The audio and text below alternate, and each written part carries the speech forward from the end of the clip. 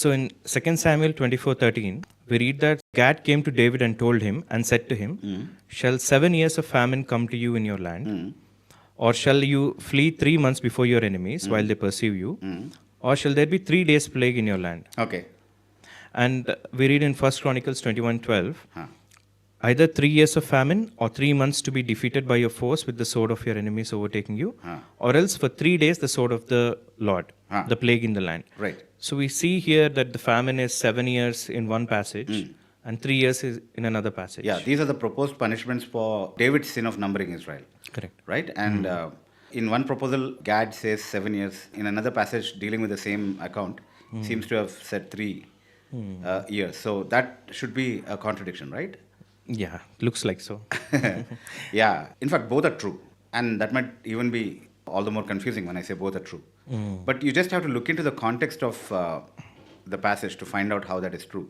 Because in 2 Samuel chapter 24 and verse 13, where it says 7 years of famine, we observe from chapter 21 itself, I mean, to establish the context, we observe from chapter 21 that there was already a faminous period of 3 years in Israel because of the sin of Saul.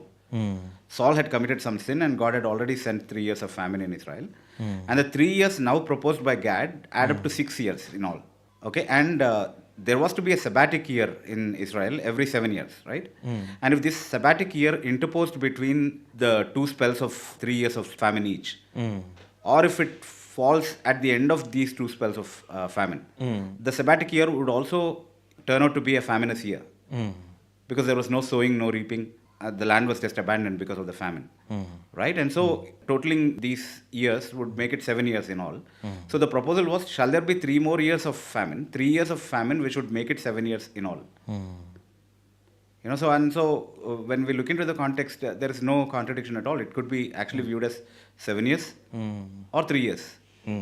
Yes, brother. Because the confusion here is, so Gad came to David and said to him.